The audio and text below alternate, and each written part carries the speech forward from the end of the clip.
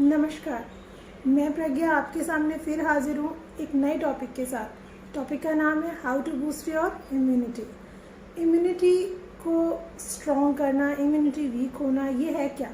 Immunity है हमारी रोग प्रतिरोधक क्षमता। मान लीजिए जैसे हमारे अंदर एक सोल्जर बैठा हुआ है जो हमें बीमारियों से बचाता है। पहले बीमारियां होने नहीं देता और बीमारियां हो जाती हैं तो हमें उससे बचाता है। दैट इज़ इम्यूनिटी, तो सिंपल लैंग्वेज में।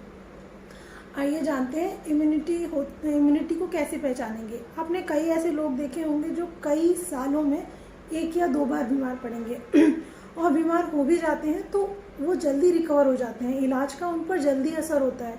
कोई भी वायरस और बैक्टीरिया से खुद को बचा ले जाते हैं। इट मीन्स उनकी इम्यूनिटी स्ट्रॉन्ग है। और दूसरी तरफ कुछ ऐसे लोग होते हैं जो सालों में क्या हर मौसम में उन पर हर मौसम का इफ़ेक्ट होता है। वो जल्दी बीमार पड़ते हैं। कोई भी इन्फेक्शन उनको जल्दी इफेक्ट करता है। और लक्षण क्या होते हैं? लक्षण ये होता है कि उनको शरीर में कहीं ना कहीं पेन होता रहता है। कभी बॉडी एक, कभी हेड एक, कभी पैरों में दर्द, कभी पैरों हाथों में दर्द। कहीं ना कहीं बॉडी उनको पुकारती रहती है। और दूसरा क्या, वो थोड़ा सा काम करने पर थकावट महसूस करते हैं। थोड़ा ही काम करके थकावट होते हैं। कई लोग मैंने देखे सुबह उठते से ही थके हुए होते हैं। नहीं, ये कोई मजाक की बात नहीं है, ये उनको प्रॉब्लम है। तो ये इम्यूनिटी वीक होने के लक्षण है। डाइजेशन ठीक नहीं होता और स्लीप डिसऑर्डर ऐसे लोगों को होता है। तो आइए हम ये जानते हैं क्या हम अपनी इम्यूनिटी स्ट्रॉन्ग कर सकते हैं? हाँ बिल्कुल, हम अपनी इम्यूनिटी स्ट्रॉन्ग कर सकते हैं। कुछ ऐसे खाद्य पदार्थ हैं जिनके सेवन से हम अपनी इम्यूनिटी स्ट्रॉन्ग कर सकते हैं। लेकिन उससे पहले मैं ये कहना चाहूँगी, जो हमारी इम्यूनिटी होती है वो दो चीज़ों पर निर्भर करती है। एक हमारा लाइफ स्टाइल और दूसरा हमारा डेली रूटीन। डेली रूटीन से मेरा मतलब है कि हम किस तरह अपना दिन पूरा करते हैं। सबसे ज़्यादा ज़रूरी है उसके लिए कि हम सोते कितना है। एक पर्सन के लिए 6 से 7 घंटे की नींद कंपलसरी है।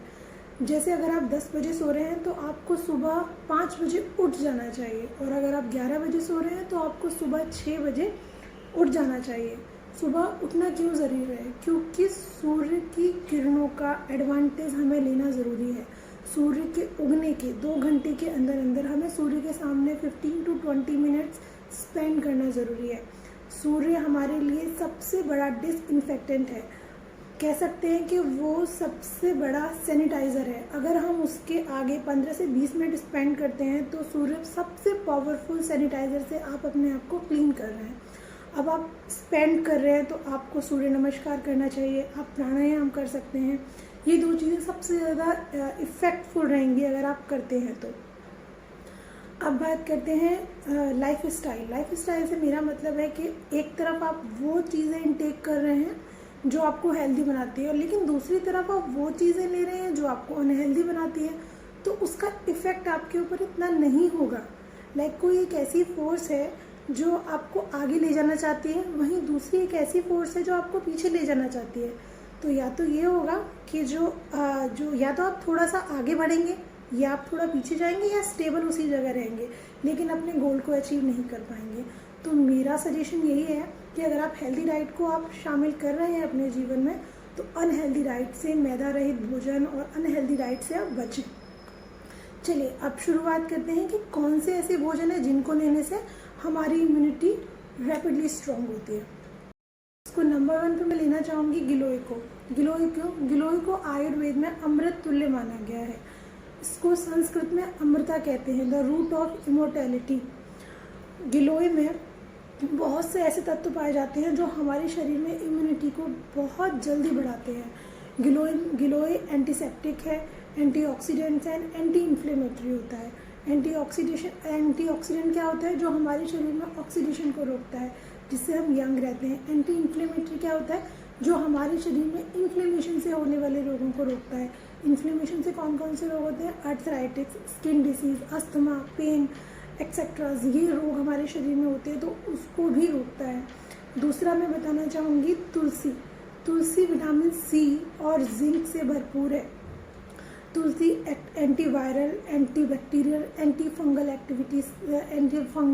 उसमें प्रॉपर्टीज़ होती हैं। तुलसी को हमारे यहाँ ऐसे ही नहीं पूजा जाता। तुलसी गुणों का भंडार है। लेकिन आपको लेना कैसे है तुलसी और गिलोय को? अगर आपको लगता है कि आपकी इम्यूनिटी बहुत वीक है तो आप 1 महीने के लिए 5 तुलसी, 1 महीने तक 5 तुलसी के पत्ते और गिलोय की डंडी का इतना हिस्सा आप पानी में बॉईल कर लीजिए और 1 गिलास पानी में बॉईल कीजिए और उसे 1 कप हो जाने तक उसको बॉईल करते रहिए और उस 1 कप लिक्विड को आप सिप कर करके दिन में 1 बार ज़रूर पीजिए। आप पाएंगे कि आपकी इम्यूनिटी 1 महीने में काफ़ी बूस्ट हो जाएगी। आपको ये बॉडी पेन और ये जो थकावट है ये काफ़ी आपको सुधार दिखेगा इसमें। और तीसरा मैं बताना चाहूँगी हल्दी। हल्दी गुणों का भंडार है। उसमें antibacterial, antiviral, anti fungal, anti inflammatories, antioxidants से सारे तत्व पाए जाते हैं। उसमें एक तत्व पाया जाता है लिपोपॉलीसैचुराइड जो हमारी इम्यूनिटी को कई गुना बढ़ा देता है। साथ साथ उसमें एक करक्यूमिन नाम का तत्व पाया जाता है जो एंटी कैंसर होता है। तो हल्दी का सेवन हमें अवश्य करना चाहिए। हल्दी का सेवन हम सब्जियों में तो करते ही हैं, लेकिन वैसे हम हल्दी का सेवन रात को 1 कप दूध, अगर 1 गिलास नहीं तो आप 1 कप दूध ले लीजिए। 1 कप दूध में 1 चुटकी हल्दी और काली मिर्च के साथ आप अवश्य लीजिए। इससे भी आपकी इम्यूनिटी बहुत इम्प्रूव होगी। अब बात करते हैं कुछ वेजिटेबल्स एंड फ्रूट्स की जिससे आपकी इम्यूनिटी स्ट्रॉन्ग होती है। देखिए, अगर आपके शरीर में विटामिन सी और विटामिन डी 2 अच्छी मात्रा में है तो कोई भी बीमारी आपका ज़्यादा, कोई भी वायरस एंड बैक्टीरिया आपका कोई ज़्यादा नहीं बिगाड़ सकता, क्योंकि ये दोनों विटामिन हमारे शरीर में वाइट ब्लड सेल्स बनाते हैं जो इम्यूनिटी को इम्प्रूव करने का बहुत महत्वपूर्ण पार्ट अदा करते हैं। तो विटामिन सी जो सब्जियों में पाया जाता है वो है ब्रोकली, पत्ता गोभी, गोभी, आलू, टमाटर, गाजर, मेथी, पालक, इन सब सब्जियों में विटामिन सी पाया जाता है। और विटामिन सी वाले जो फ्रूट्स हैं, सब्जियों की बात जब मैं कर रही हूँ तो मैं एक बात ज़रूर कहना चाहूँगी, the way of making vegetables, सब्जियों को बनाने का तरीका वैसे तो हमने पढ़ा ही है बचपन में, लेकिन वो बस कहना चाहती हूँ कि सब्जियों को आप थोड़े कम ऑयल में और वाटर कंटेंट के साथ ढककर पकाइए और उसमें आप कोशिश कीजिए कि आप जब तक वो थोड़ा ठंडा ना हो जाए उसको आप ढके रखिए ताकि उसके जो तत्व हैं वो पोषक तत्व उसके अंदर ही रहें। आप जो नॉर्मल जो नमक यूज़ करते हैं उसकी जगह ऑर्गेनिक सॉल्ट यूज़ कर सकते हैं। आप लाल मिर्च की जगह काली मिर्च यूज़ कर सकते हैं, so that your vegetable give you lot of benefit, I mean to say। और उसके बाद आप फ्रूट्स की जो बात कर रहे हैं, फ्रूट जो पाए जाते हैं वो ऑरेंज में जो कितने भी खट्टे फल हैं उसमें विटामिन सी पाया जाता है। और जो है ब्रोकली, वाटरमेलन, बनाना और मैंगो, इन सब में विटामिन सी पाया जाता है। तो आप इनका सेवन कीजिए जिससे आपके शरीर में विटामिन सी की कमी पूरी हो। विटामिन डी किस में पाया जाता है? विटामिन डी दूध में पाया जाता है। बादाम आप भीगे बादाम लीजिए, भिगो के बादाम आप लीजिए अपने लिए। और मशरूम में पाया जाता है विटामिन डी। और सबसे अच्छा विटामिन डी का जो स्रोत है वो है सूर्य के सामने आप 15 to 20 मिनट्स मॉर्निंग में डेफिनेटली आप स्पेंड कीजिए, तो आपके शरीर में जो विटामिन डी की मात्रा है वो जल्दी बढ़ेगी। दूसरी मैं आपसे बात कहना चाहूँगी कि अपने शरीर में जो है वाटर इनटेक उसको आप अच्छा रखिए, क्योंकि आपके शरीर में आपका जो बॉडी है it is made by 70% by water. तो आपको वाटर इनटेक रखना ज़रूरी है। मतलब पर केजी बॉडी वेट के अकॉर्डिंग 35 ml वाटर लेना बहुत ज़रूरी है। लाइक अगर आपका बॉडी वेट है 60 to 70 kg तो आपको 2.5 से 3 लीटर वाटर लेना बहुत ज़रूरी है। बिकॉज अगर आप वाटर लेंगे तो आपकी बॉडी टॉक्सिन से रिमूव होगी, टॉक्सिन जाएंगे, जो वेस्ट मटेरियल है वो बाहर निकलेगा, तो आपकी इम्यूनिटी खुद में खुद स्ट्रॉन्ग होगी। तो मैं आशा करती हूँ आप ये सब चीज़ें करेंगे और अपनी इम्यूनिटी को बढ़ाएंगे। आप सब स्वस्थ रहें, इसी कामना के साथ मैं फिर आपसे विदा लेती हूँ और फिर आपके सामने हाजिर होंगी एक नई टॉपिक के साथ। नमस्कार।